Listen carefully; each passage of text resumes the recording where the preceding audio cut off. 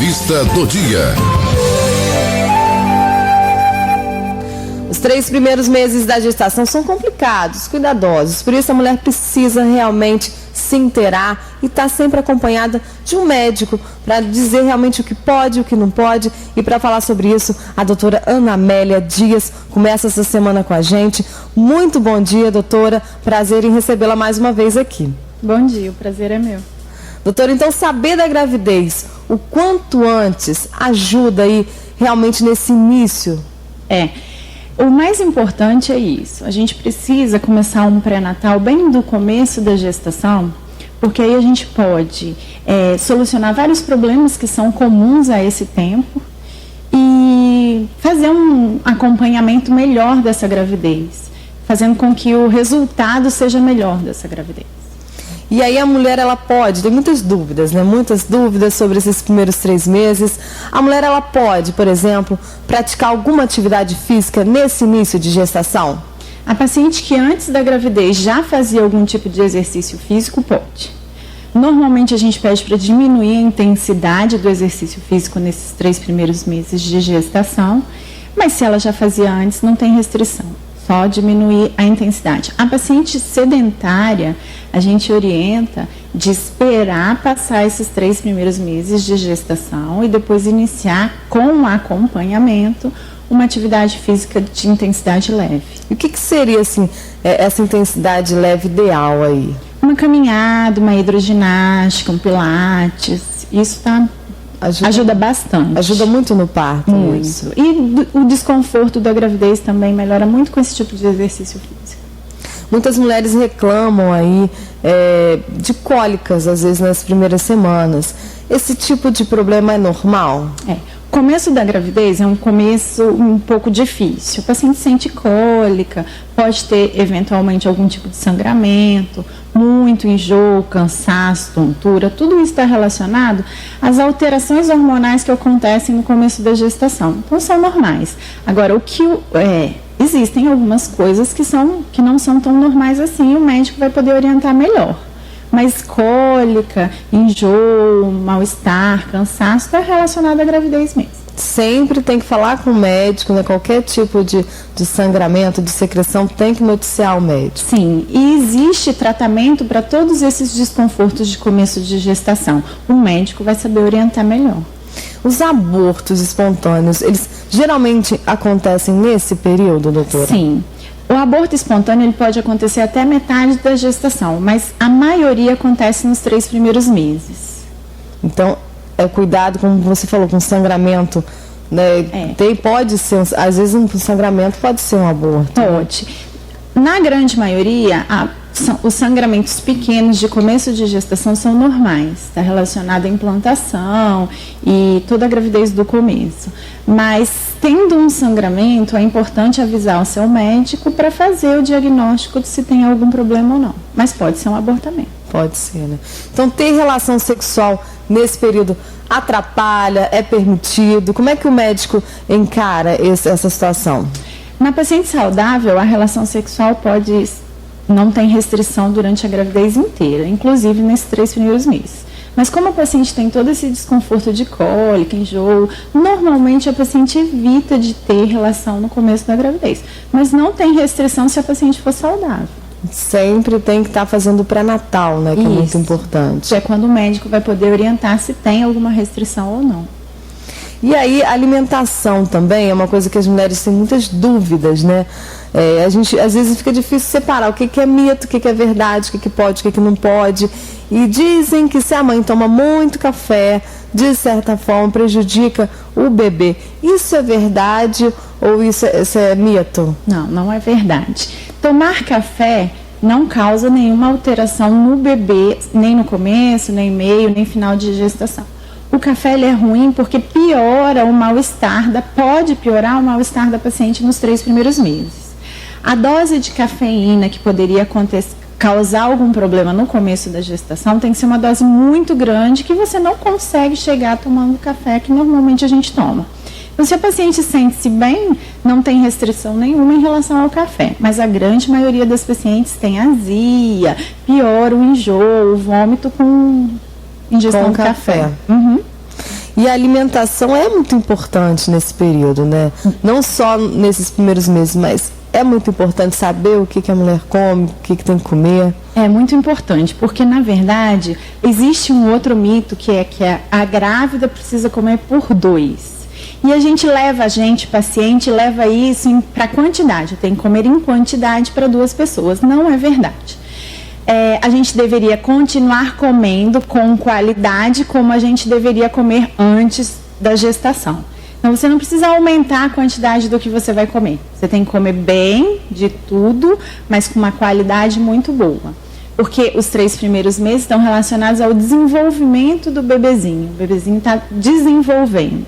Então, a alimentação, o uso de medicamentos favorece ou pode não favorecer nesse comecinho da gestação. E aí, em alguns casos, algumas mulheres sentem, como você falou, um enjoo, né? Uhum. Mas outras sentem muita fome já no início. Normalmente, né? A fome está mais relacionada ao segundo trimestre.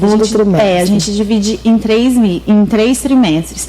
O segundo trimestre, a grande maioria das pacientes aumenta muito a fome pela quantidade hormonal que a gente tem, e ela tende a aumentar bastante de peso, que é uma coisa que a gente tem que restringir bastante na gravidez para evitar problemas no final da gestação. Então, nesse inicio, que é bom a gente lembrar que até no SUS tem, né? Dar um pulinho na nutricionista é importante, muito, né? Para fazer esse mapa. Muito, porque ela vai orientar a sua dieta, o que você tem que comer e os seus exercícios físicos também durante toda a gestação. Porque não adianta também a pessoa que às vezes está já acima do peso, é complicado para manter, né? É complicado, mas a gente tem pacientes que são muito boas pacientes, que até diminuem o peso quando estão acima do peso na gravidez. Que a mulher se dedica tanto, né? Que é tanto que o bebê fique bem forte, bem, né? Uhum. E aí tem uma outra pergunta, doutora. Mulheres que têm doenças crônicas, né? Elas têm uma dificuldade de passar por esses meses, esses 3 primeiros meses, porque às vezes tomam uma medicação, toma alguma coisa que uma grávida não pode tomar. É muito importante as pacientes que fazem acompanhamento, que têm algum problema de saúde pré-gestacional, continuar o acompanhamento com o seu médico e avisar o médico que está grávida e que está nesse período de gestação, porque existem algumas medicações que não podem e não devem ser usadas nesse período. O médico vai saber orientar essa paciente, se precisar trocar a medicação, se precisar fazer um acompanhamento mais de perto, o médico vai saber orientar e vai conduzir bem essa gravidez, o médico cardiologista, o endocrinologista, com quem você já fazia acompanhamento antes da gestação. Então, sempre essa parceria, né, do ginecologista, da ginecologista com outra especialidade. Sim. Também é importante. Né? A gente precisa muito dessa equipe multidisciplinar, inclusive a nutricionista, o educador físico, para a gente ter um resultado bom da gestação. E aí, aquela mulher que já passou dos 35 anos, nesse período, como você falou dos abortamentos, né, desse momento de cólica, às vezes dores, né, de implantação, tem mais uma dificuldade, o alerta maior daquela mulher que já passou dos 35 anos? Toda paciente acima de 35 anos grávida, a gente considera como gestação de alto risco. Por quê? A idade um pouco mais avançada está relacionada muito ao abortamento nesses períodos, nesses primeiros 3 meses, e relacionada também a uma dificuldade maior em relação às doenças como pressão alta, diabetes, mal-estar durante toda a gestação. Então, é considerado um pré-natal de alto risco, precisa de um acompanhamento um pouco maior, mas a gente tem visto que a grande maioria das mulheres tem engravidado nesse período e não tem tido muitos problemas. Saído muito bem, né? Uhum. Por sinal. E aí tem uma outra dúvida, que são os animais domésticos. Aquele gatinho que é o xodó da casa, aquele cachorrinho que é o xodó da casa. Como é que faz? Assim, é proibido a grávida ficar em contato com as fezes dos animais? Em contato, que eu digo assim, naquele momento de limpeza, né? De limpar quintal. Isso é permitido ou de alguma forma é prejudicial ao bebê? Existe uma doença que está relacionada ao contato com essas fezes que chama toxoplasmose. Essa doença, a grande maioria das pessoas entra em contato com ela durante a infância. Mas existem algumas pacientes que não entram em contato. Quando você tem contato com ela, você desenvolve uma defesa em relação à doença. Então, eu não pego mais a doença. É importante no começo da gestação ou antes da gestação, a mulher saber se tem essa defesa ou não. A gente tendo a defesa contra a toxoplasmose, não existe restrição nenhuma em relação a nada de animal. A gente não tendo essa defesa, o médico vai saber orientar o que a paciente pode ou não fazer. Mas aí sim existem restrições para evitar que a paciente pegue a toxoplasmose durante a gravidez. Que é um risco, não é muito... É um risco e assim, nos primeiros meses de gestação, o dano que a toxoplasmose causa é bem maior do que nos outros períodos e causa um dano importante ao bebezinho. Então, tem que se cuidar. Mas, enfim, doutora, a gravidez é doença, não é doença, a mulher tem que ficar de repouso, tem que receber todos os cuidados. Como é que é encarar esse momento, principalmente esse momento inicial, que é o momento de adaptação da família, da mulher, dos colegas de trabalho? A gravidez, na grande maioria das vezes, não é doença. É um período de transformação do nosso organismo, da parte emocional, da parte física, da parte familiar. Mas existem algumas pacientes que podem encarar um problema de doença durante a gravidez. E o pré-natal faz com que a gente tenha menor risco disso acontecer. O que eu acho mais importante em relação à gestação é a gente se preparar para uma gravidez. Eu vou me preparar para engravidar, porque eu me preparando, a paciente se preparando, ela tem menor risco de desenvolver qualquer problema que você imaginar em relação à gravidez.